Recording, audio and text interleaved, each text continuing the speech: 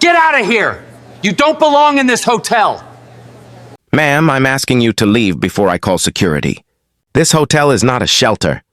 People like you don't belong here. The words sliced through the grand lobby of the Starlight Regent Hotel like broken glass. Behind the polished marble desk stood Martin Cole, the hotel's manager, lips curled in practiced disdain. His tone wasn't hushed or hidden. It was broadcast with the arrogance of authority, meant for every guest in earshot to hear. All eyes turned to the woman standing on the other side of the desk. She wore simple clothes, no jewelry, no bodyguards, no signs of wealth. To Martin, she was just another outsider, someone to be dismissed. What he didn't know was that she was Evelyn Carter, the founder and CEO who owned the very building he worked in. For a long, tense moment, Evelyn said nothing. The sting of prejudice pressed against her, but her calm silence unsettled the room more than shouting ever could. Guests froze, whispering, phones half raised. Even the staff behind the desk shifted uncomfortably. Martin smirked, leaning forward. "This lobby is for our paying guests.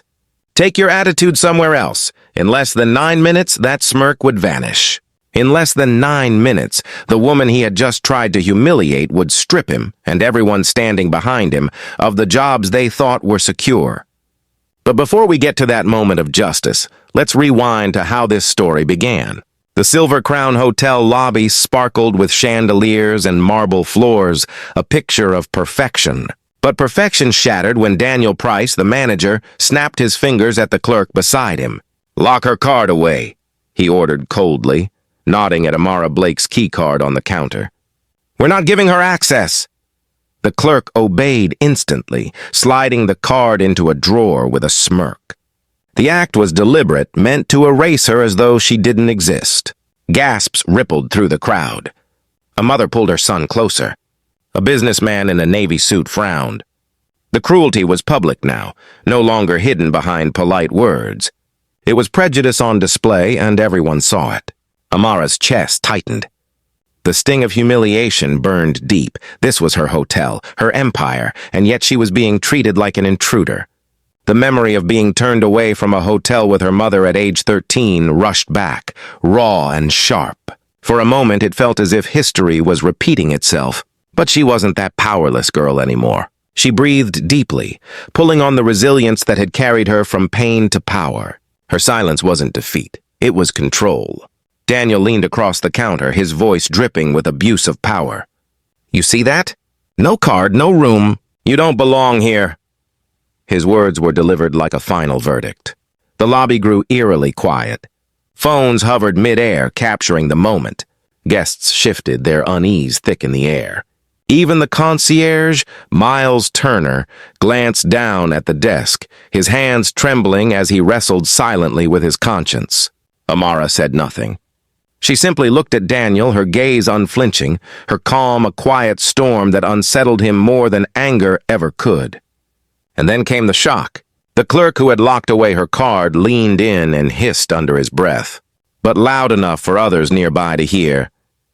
"We don't want people like you lowering the standard of this place." The words froze the room. Conversations died mid-sentence. The prejudice was no longer implied. It was spoken.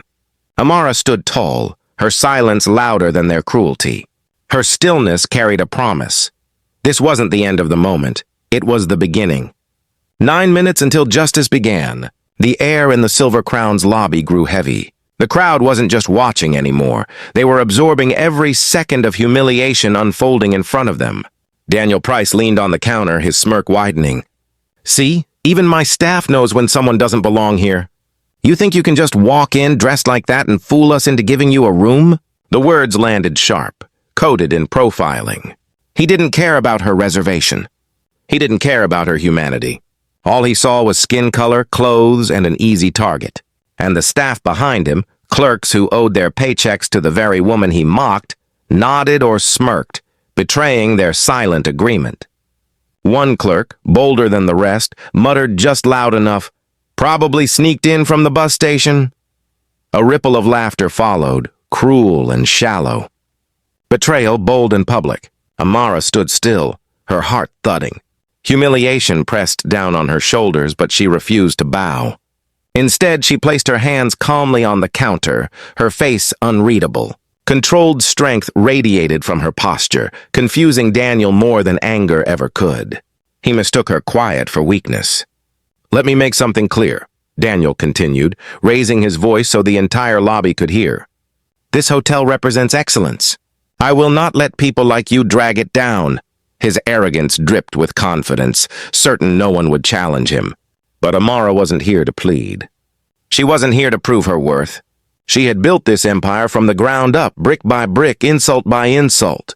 And now she chose her weapon carefully. Truth. "I have a reservation under the name Blake," she said softly, her voice even, her gaze steady. "You should check your system before you embarrass yourself further." The desk clerk stiffened. His fingers hovered over the keyboard, but Daniel shot him a glare, stopping him cold. "Don't bother," Daniel barked. "We don't entertain frauds." Gasps came from a cluster of guests near the entrance. A woman in a floral scarf whispered, "Did he just say fraud?"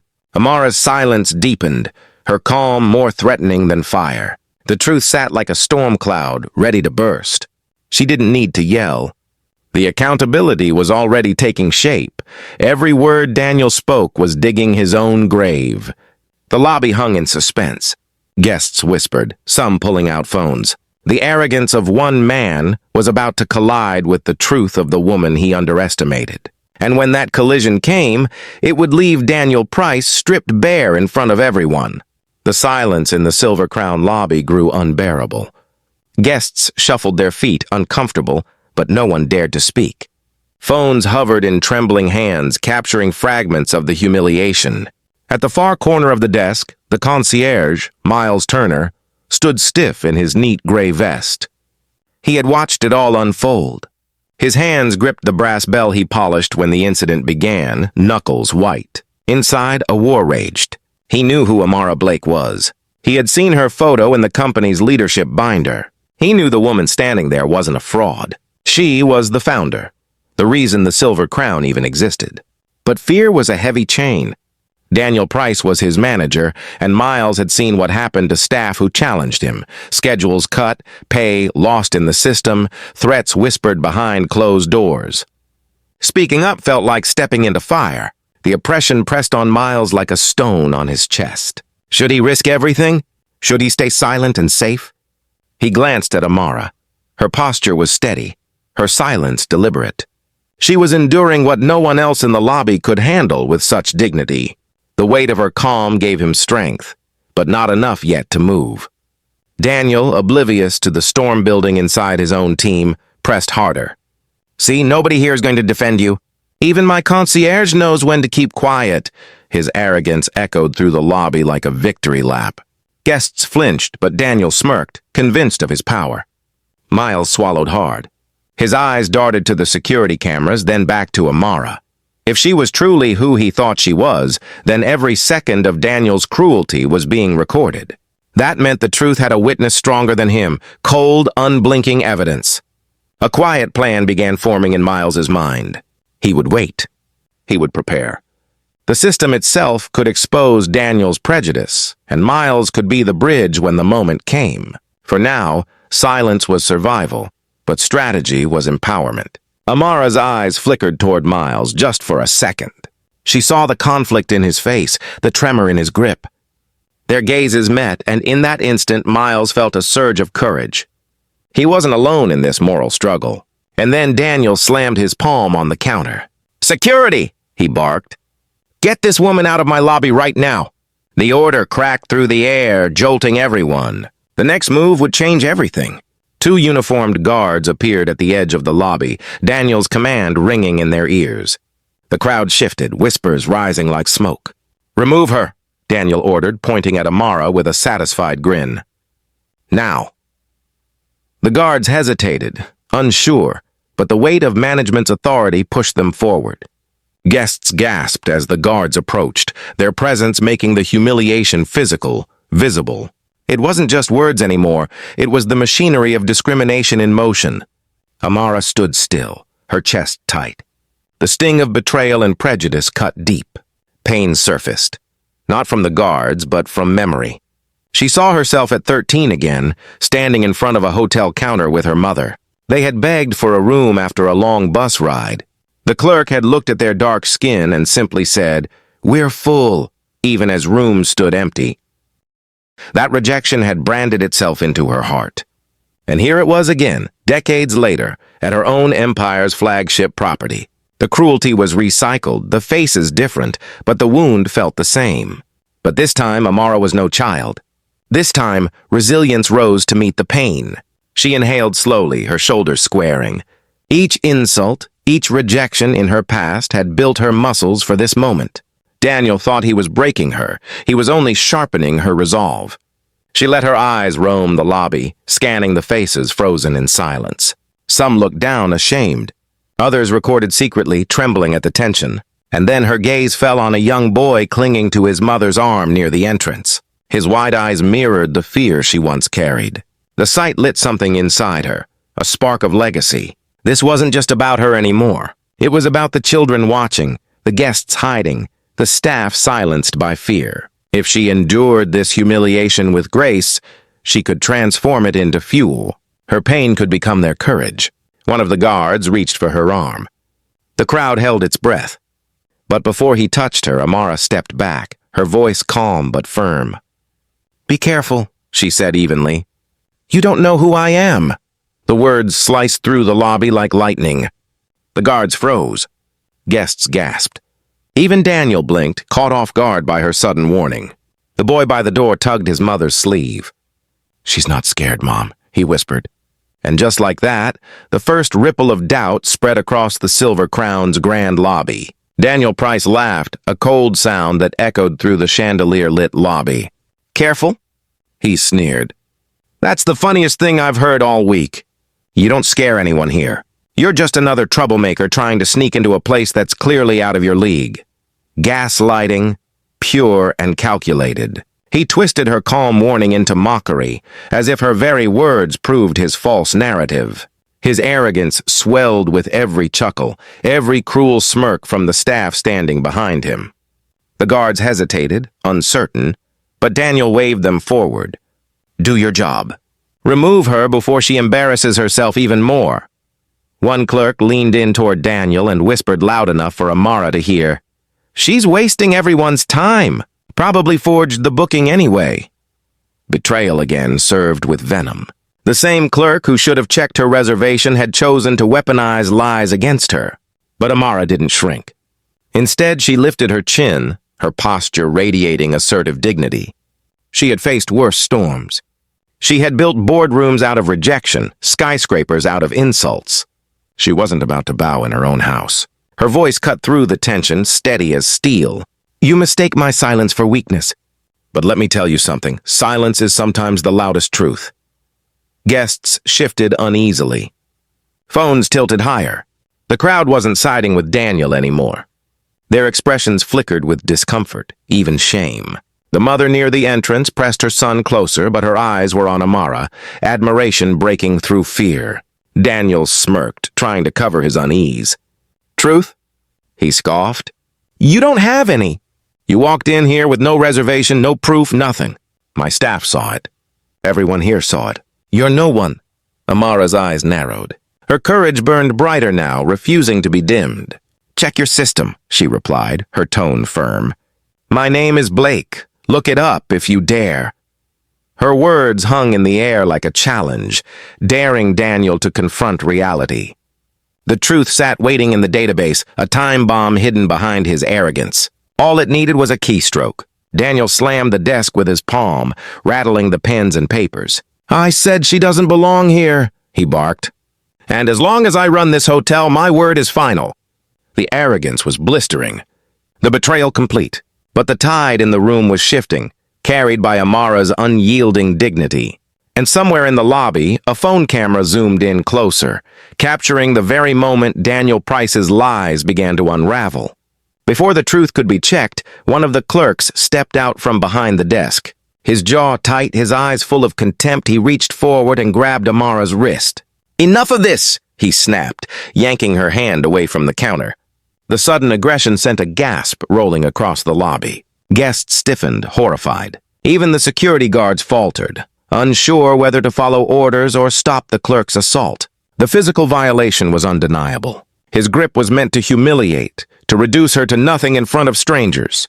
But Amara didn't flinch. She met his glare with calm defiance, her silence like iron. Phones rose higher now. Guests whispered fiercely.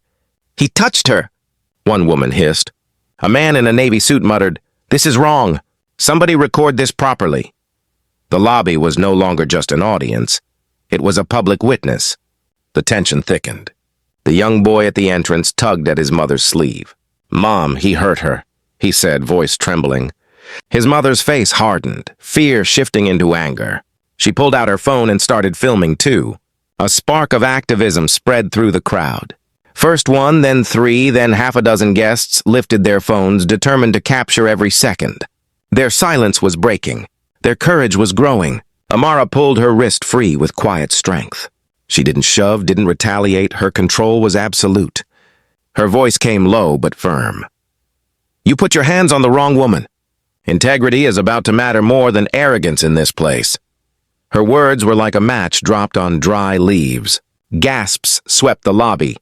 The clerk froze, realizing he had gone too far. But Daniel, blinded by rage, barked, "What are you all waiting for? Get her out!" The crowd didn't move. Instead, phones held higher, capturing his every word. The atmosphere shifted from fearful to electric. Every insult, every touch, every order was now evidence. Amara straightened, her shoulders unshaken. She scanned the lobby, locking eyes with the mother, the navy-suited man, the concierge. Their courage was hers, and hers was theirs. Then a voice cut through the chaos, a trembling older woman in a floral scarf. She stepped forward, her hand raised. "Stop this," she said, her voice breaking but clear. "I won't stay quiet while you abuse her." The entire room gasped.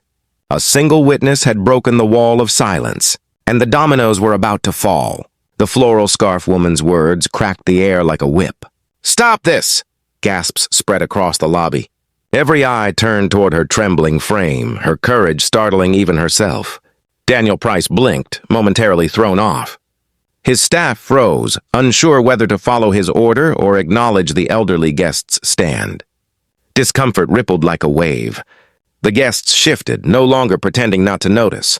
Mothers clutched their children closer. Business travelers exchanged uneasy looks. Even the bellhop who had dropped a suitcase earlier stared at the scene with wide eyes. The arrogance they had tolerated minutes before now felt poisonous. And then recognition began to settle in. One by one, the guests realized what they were watching wasn't just rude service.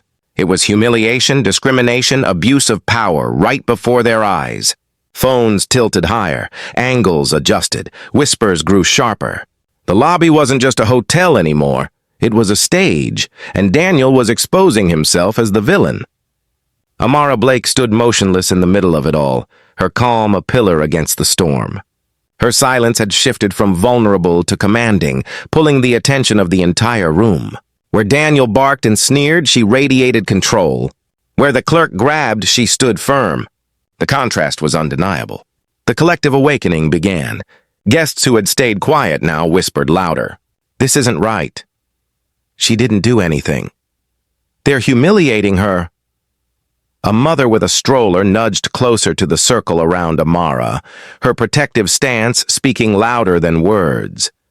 A man in a navy suit, phone raised, finally spoke out. "Everyone can see what's happening here." Daniel's jaw tightened, his smirk faltering.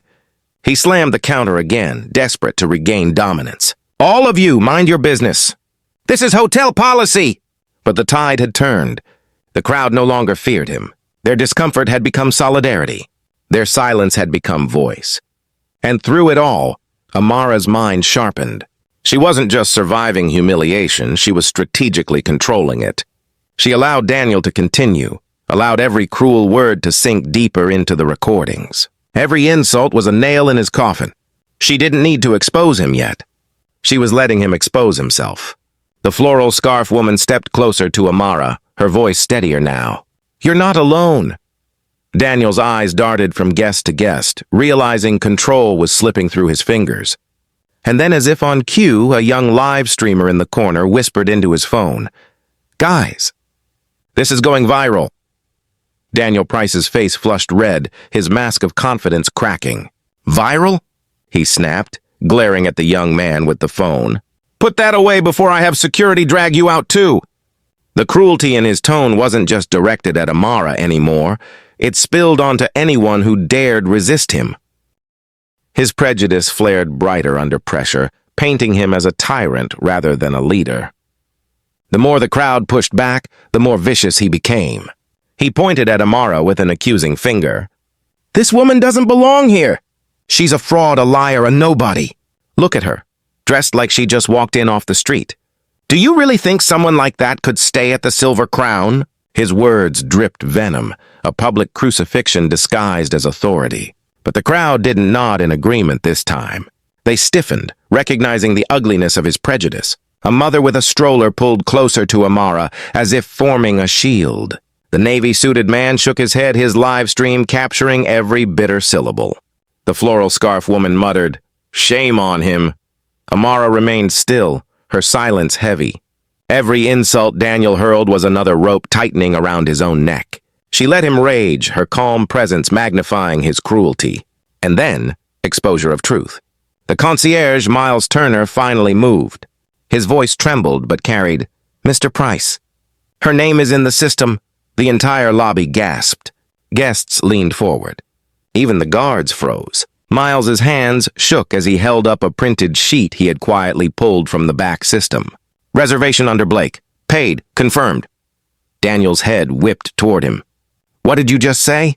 Miles's courage grew with each word. She has every right to be here. You've humiliated her for nothing. Justice began to stir in the room. Guests murmured louder, their whispers hardening into voices. So she did book. He lied to us. This is wrong. Daniel's face twisted, caught between fury and fear. His power was slipping, and the truth was undeniable now. Amara didn't need to reveal herself yet. The system had already spoken. Her eyes softened for a moment, landing on Miles. His quiet defiance wasn't just an act of duty. It was the spark of something bigger. Justice awakening. Daniel slammed the counter with a fist, desperate to reclaim control. Shut your mouth, Miles. You're finished here. But it was too late. The guests had heard the truth, and their anger was rising like a storm. And the storm was no longer on Amara. It was on Daniel Price. Daniel Price's voice rose louder, desperate and shrill. Everyone here is mistaken. That paper means nothing. She doesn't belong in this hotel, and I won't let her tarnish its reputation. The words landed heavy with discrimination, burning through the already tense lobby. He refused to back down even after the truth was laid bare. His voice cracked with rage, but his tone carried the same venom. Amara Blake didn't belong because he decided she didn't. Gasps spread. Guests recoiled at the sheer audacity, yet for Amara the sting cut deeper. Each insult was a knife reopening old scars. The humiliation pressed down like a weight she knew too well. Every dismissive glance she endured as a girl. Every door slammed when she tried to open her first boutique. Every smirk when investors doubted her vision. For a moment, pain threatened to pull her under. She saw herself again years ago, standing outside an Atlanta shop as a clerk told her, "This isn't for people like you." The ache of rejection never fully left. Now, in her own empire's crown jewel, that same wound was reopened by the man she had once trusted with power. But Amara had learned something since those days. Pain could be a teacher. It could sharpen determination. She inhaled slowly, pulling strength from the very wound Daniel tried to carve deeper. Her eyes lifted, fierce and steady. She wasn't that powerless teenager anymore. She was the woman who had built an empire from that pain. This was her growth, her proof that scars could become steel. "I warned you," Amara said quietly, her voice calm but unshakable. "You're destroying yourself with every word you speak." The lobby fell into hushed silence. Guests leaned forward, drawn to the certainty in her tone. Daniel faltered, his smirk cracking. The crowd could feel the shift. Amara's pain wasn't crushing her. It was transforming into resolve before their very eyes. The navy-suited man whispered into his live stream, "This woman isn't breaking. She's stronger than him." Thousands of viewers were already watching, the comments flooding in. Daniel clenched his fists. He refused to surrender. You think your calm act intimidates me? I run this hotel, and I'll prove it. He turned toward the clerk who had locked away her key card earlier. Get the files. I'll show everyone what kind of fraud she really is. The clerk's hands trembled. The crowd murmured. Phone zoomed closer. Amara stood taller, her determination blazing. The next file Daniel pulled would change everything. Daniel Price snatched the folder the trembling clerk handed him and slapped it down on the counter. Here, he barked, waving the papers like a weapon. This proves it. This woman isn't who she claims. She doesn't belong in this hotel, and I'll show you why. His voice boomed with desperate denial, refusing to accept the truth that had already been revealed. Guests leaned forward, phone steady, watching him unravel. He flipped through the papers wildly, his hands shaking, pulling out old compliance reports, records of reservations, anything he could weaponize. But the more he waved, the clearer his corruption became.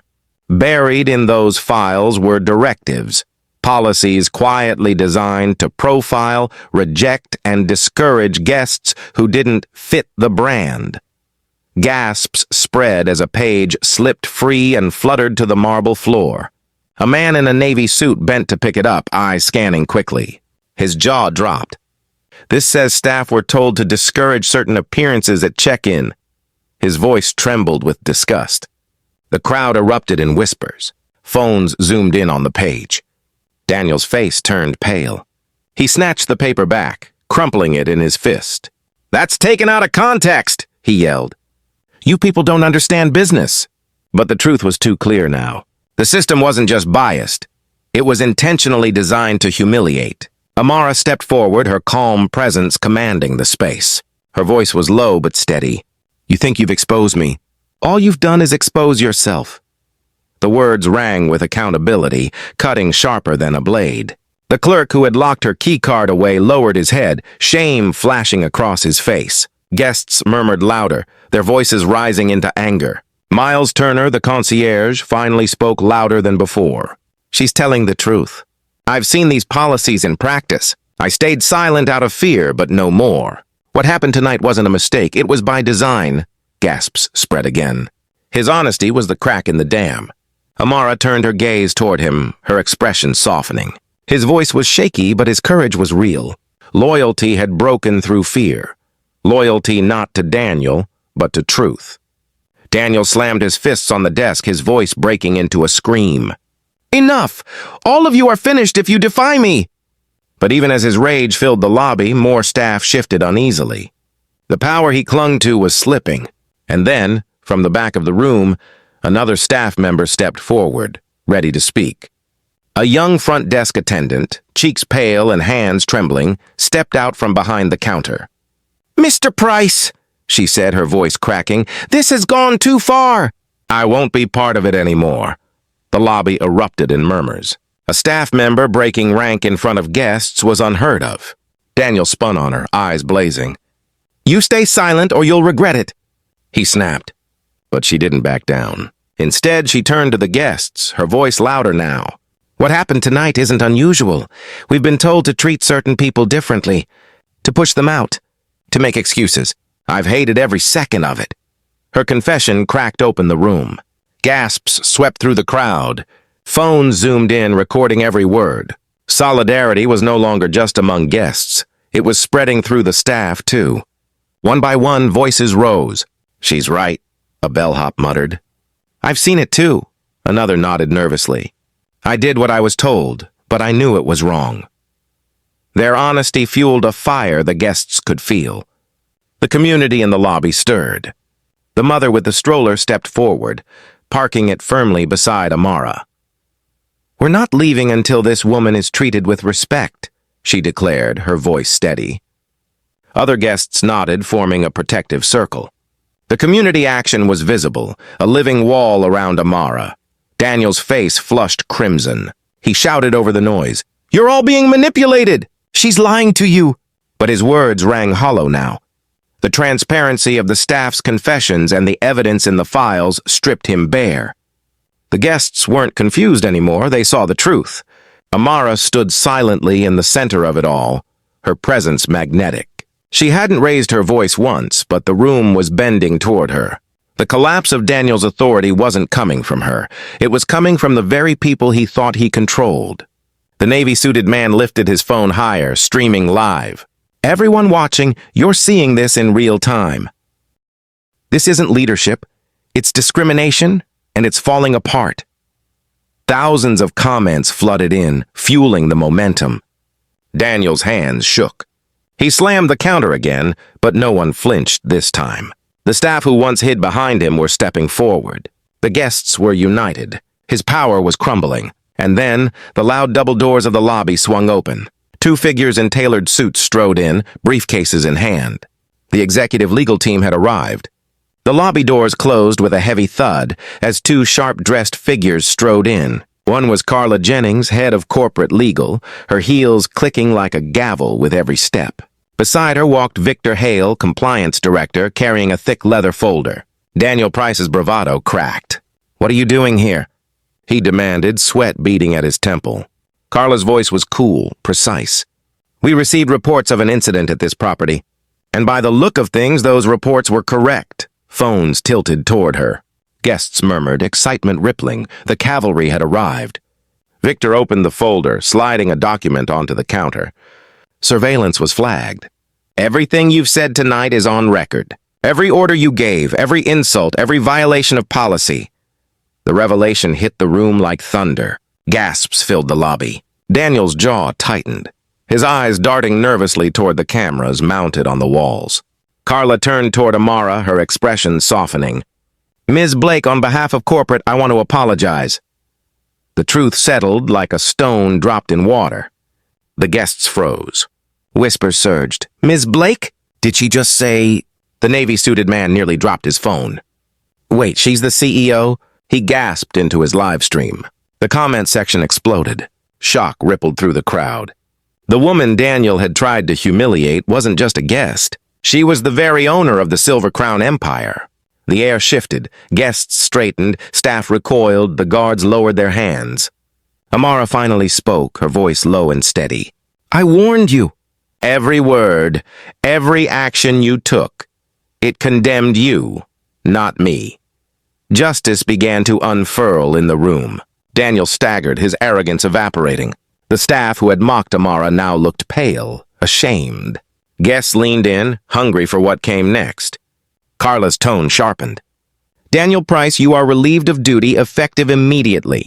Security! Escort him out!" The words landed like a hammer. The guards who once threatened Amara now turned on their manager. Daniel stammered. "You can't do this. I built this place!" Victor corrected him coldly. "No, you poisoned it. Ms. Blake built it. And tonight the world saw who you really are." Respect swelled through the lobby. Guests nodded, some even clapping softly. The floral scarf woman smiled through tears. The mother with the stroller whispered to her son, "That's what real strength looks like." But Amara wasn't finished.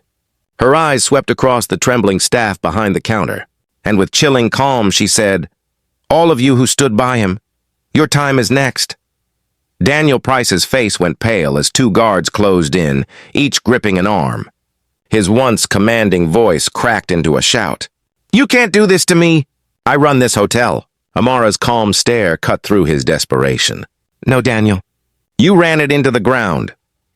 The guards pulled him away from the counter. His tie hung loose, his shoes scuffed as he stumbled. The crowd, once silent in fear, erupted in murmurs of approval. Phones followed his every step, capturing his fall from power. Justice had arrived, not with screams or violence, but with undeniable authority. The same guests who cringed in silence minutes earlier now whispered with pride. "He's finished." She stood tall, and look who's leaving. The shift was complete. Humiliation had changed sides. Amara turned toward the staff still behind the counter, their faces pale and trembling. "Each of you made a choice tonight," she said. "You either mocked, enabled, or stayed silent. But silence in the face of cruelty is betrayal." Accountability hung heavy in the air. The clerk who had grabbed her wrist lowered his head. I was wrong," he stammered. His arrogance had cracked into fear.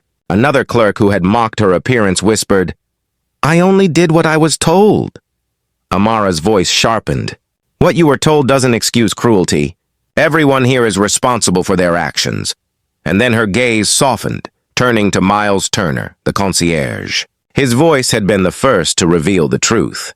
But courage matters too, she said. You risked your position to tell the truth. You showed loyalty when it cost you. The crowd clapped, the sound swelling into public validation.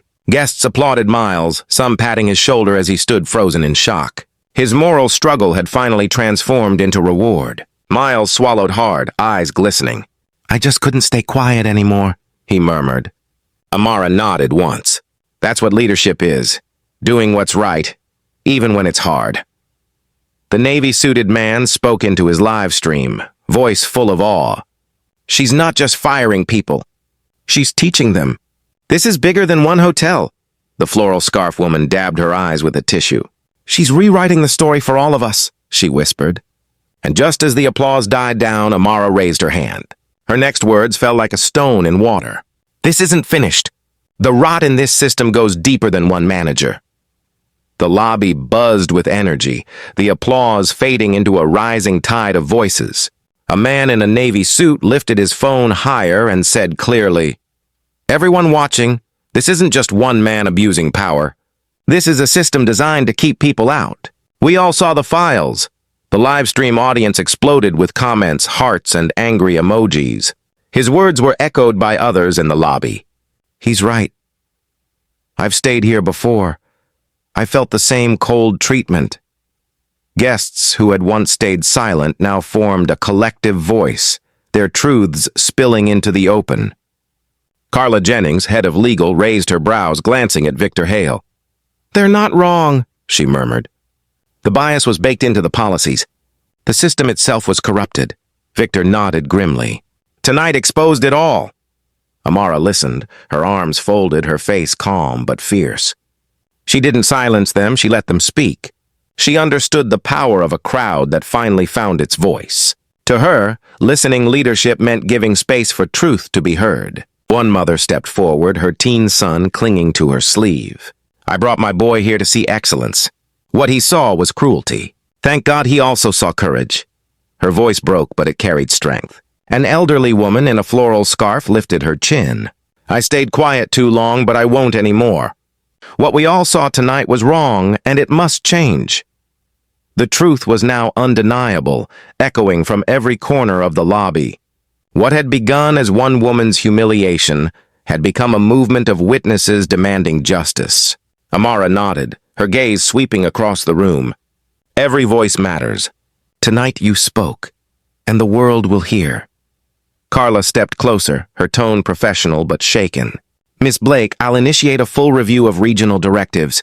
No more hidden policies. No more bias covered up as procedure. This is the beginning of reform. Guests clapped again, the applause swelling into cheers. Phones tilted higher. The energy in the room was no longer fear. It was unity. But as the cheers rang, Victor's phone buzzed. He glanced at the screen, his face hardening. Carla, he whispered, you'll want to see this. It's from the regional office. He turned the screen toward her. Carla's eyes widened in shock. Amara noticed their reaction immediately. What is it? She asked, her voice steady. Victor exhaled slowly. This goes deeper than we thought. Daniel wasn't acting alone. The room fell silent again, waiting for the next revelation. Victor Hale's voice cut through the lobby. The directives that allowed this prejudice came from the regional office. Daniel Price didn't create the rot. He enforced it. Gasps spread across the room. Guests whispered fiercely, phones tilting closer. Carla Jennings opened her briefcase and pulled out a thick file, her voice sharp. We now have written proof that senior regional leadership authorized biased practices. They protected managers like Daniel. This corruption stretches higher than anyone here imagined. The crowd buzzed with outrage. So it wasn't just him? They let this happen? The demand for justice thundered through the lobby louder than Daniel's insults ever had. Amara Blake raised her hand. Silence fell. Tonight is not just about removing one man. It's about tearing down a system built to humiliate and rebuilding one that empowers. Her words rang like a verdict. The reform had already begun. Her voice softened as she turned toward the guests. You stood by me when I was humiliated. That courage will ripple far beyond these walls. I promise you this. The Silver Crown will never again be a place where anyone is told they don't belong." The crowd erupted in cheers. For the first time, empowerment surged through every witness. Phones streamed live, capturing not just Amara's grace but her authority. But behind the counter, betrayal lingered. The clerk who had grabbed Amara's wrist earlier muttered under his breath, "We were only following orders." "Why should we take the fall?" Amara's sharp gaze landed on him. "Because you chose cruelty when you could have chosen integrity." His face drained of color. The collapse of his pride was visible in the slump of his shoulders. Accountability had come knocking, and there was nowhere to hide. Carla's voice rang firm. "Every staff member who enforced these policies will face review. There will be no excuses." Guests nodded in approval. The floral scarf woman whispering, "Finally. Someone's holding them accountable." Daniel, still restrained by security at the edge of the lobby, snarled, "You'll destroy everything! Without these rules, the brand will collapse." Amara turned her eyes on him, calm and steady. "No, Daniel. The brand will collapse without integrity." The crowd roared with applause. Guests clapped, some standing to their feet. The truth was no longer hidden, the guilty no longer protected. And then Victor's phone buzzed again. His face darkened. "Ms. Blake," he said carefully, "you'll want to hear this. The regional director himself is on his way here." The lobby gasped. The next battle was about to begin. The announcement that the regional director was on his way sent a ripple of unease through the lobby. Some guests gasped, others muttered nervously. But Amara Blake lifted her hand, her calm presence restoring order. "This is not a moment for fear," she said, her voice steady. "This is a moment for unity." The crowd leaned in. The mother with the stroller wheeled closer, the boy at her side gripping her hand. The navy-suited man lowered his live stream for a moment, his eyes shining. The floral scarf woman whispered, "She's not afraid of anyone. Neither should we be." Amara stepped forward, her posture tall, her tone soothing. Tonight showed us how easily people can be divided, by prejudice, by silence, by fear. But look around you now. Guests, staff, strangers, you stood together. That is how healing begins. The words settled over the room like balm. Guests nodded, some with tears in their eyes. Even staff who had faltered earlier began to straighten, shame giving way to the hope of redemption. Carla Jennings added firmly, "From this night forward, transparency will be our foundation. No more hidden directives. No more quiet discrimination. Every policy will be open, every voice respected." The crowd clapped, the sound swelling. Vision was taking root, not just punishment, but a future built on integrity. Amara's gaze swept across the faces in the lobby. "I don't want a hotel empire that shines with chandeliers but is rotten at its core. I want a place where every guest, every worker, every soul feels valued. That is true leadership. That is the Silver Crown I envisioned." Phones rose higher again, streaming her words across thousands of screens. The public was no longer just watching. They were joining in, their comments flooding with support. The accountability wasn't locked inside the hotel walls anymore. It was alive across social media, echoing beyond the building. A man near the entrance said loudly, "This is history in the making." The navy-suited live streamer turned his camera back on himself, his voice trembling with conviction. "What started as humiliation is becoming a movement. You're all witnesses. Share this. The world needs to see it." Unity pulsed through the room, stronger than fear, stronger than prejudice. The healing had begun. And then the glass door swung open again. The regional director himself strode in, flanked by assistants, his face set like stone. The battle was about to reach the top. The glass doors banged shut behind him as Regional Director Leonard Graves marched into the lobby.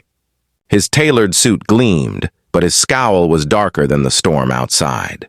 He glanced at the cameras, the crowd, the restrained Daniel Price, and finally at Amara Blake. "What is the meaning of this circus?" he demanded, his voice sharp, full of disdain. Guests rallying, staff confessing, managers being humiliated in front of strangers. This is chaos, not hospitality. The arrogance in his tone tried to mask the rot beneath. But the lobby had seen too much already. The guests murmured angrily. Phones zoomed in. They weren't looking at a savior. They were looking at the man behind the curtain. Victor Hale stepped forward, holding up the file Carla had presented earlier. Director Graves, the documents show these discriminatory practices came from your office. The orders were signed under your name. Daniel Price was following your directives. The crowd gasped. Exposure had arrived. Leonard's eyes flickered with panic before he barked, "Lies! That paperwork is forged." But Carla Jennings' voice cut through like steel. The compliance database doesn't forge itself. Every file is time-stamped, every order traceable. Your fingerprints are on every directive. Guests erupted. The floral scarf woman shouted, "So it was you all along!" Others joined in, "You let this happen. You ruined people's dignity."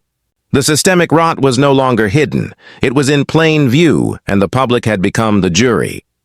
Leonard's face twisted. "You don't understand business. Certain images must be protected. Standards must be maintained." But Amara stepped forward, her presence silencing the room. "You call it standards," she said softly. "I call it corruption. You created a system that rewarded cruelty and punished compassion. That ends tonight." Justice rang in her words, and the lobby cheered. The Navy-suited live streamer's voice shook as he spoke to thousands online. "The director himself is exposed. This isn't just a hotel problem, it's a system problem. And we're watching history change." Carla raised her voice. "Effective immediately, Leonard Graves, you are suspended pending full investigation. The board will not protect you. The system will be corrected." The weight of her verdict filled the air. Guests clapped, some cheering loudly. Staff who had lived under fear stood straighter, relief breaking across their faces. Systemic correction was in motion. Leonard's lips curled into a bitter sneer. "You think you've won tonight? But you'll regret crossing me, Amara Blake." His threat hung heavy, just as security guards moved in to surround him. Security escorted Leonard Graves toward the doors, his threats echoing like hollow thunder. The crowd didn't shrink back. They stood taller, united in outrage. Phones recorded every step, the live-stream chat exploding with cheers and demands for justice. Amara Blake raised her hand and silence fell again. "This is not just about one manager or one director," she declared, her voice steady, filled with power. "It's about every person who has ever been told they don't belong.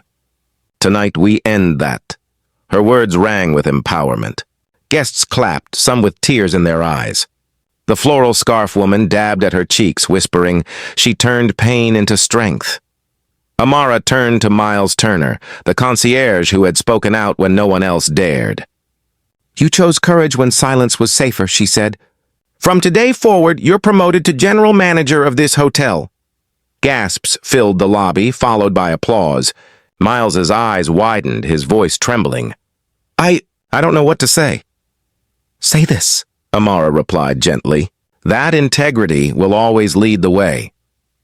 His reward wasn't just a title. It was trust, respect, and a chance to build a new legacy. The Navy-suited man turned back to his live stream. "This is bigger than one hotel. This is social change happening in real time. Share this. Let the world see it." Amara nodded at him. "Your voice matters. Keep speaking for those who are silenced." His live stream had become advocacy, proof that truth could ripple far beyond walls. Carla Jennings lifted a file high. "Effective immediately, all discriminatory directives are void. Every Silver Crown property will undergo full systemic reform. Transparency will be our standard. Compassion will be our policy." Cheers erupted. The crowd stomped their feet in applause. Accountability had finally won. Amara scanned the room. Guests of every age, race, and background standing together. "This hotel belongs to everyone. From the stroller in the corner to the grandmother in the floral scarf, to the businessman with his phone. You all belong here.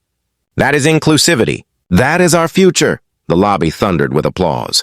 Phones streamed, comments poured in. "She's a queen." Justice served. History made tonight. And then, as if fate demanded one final note, Daniel Price, disheveled, humiliated, lifted his head. "Please, give me another chance," he begged, his pride broken. Amara looked at him, her expression calm but resolute. "I forgive you, Daniel. But forgiveness is not reinstatement. Your chapter here is over." Her grace ended the story, not with vengeance, but with dignity. The Silver Crown Hotel had been reborn, and Amara Blake's legacy was sealed forever.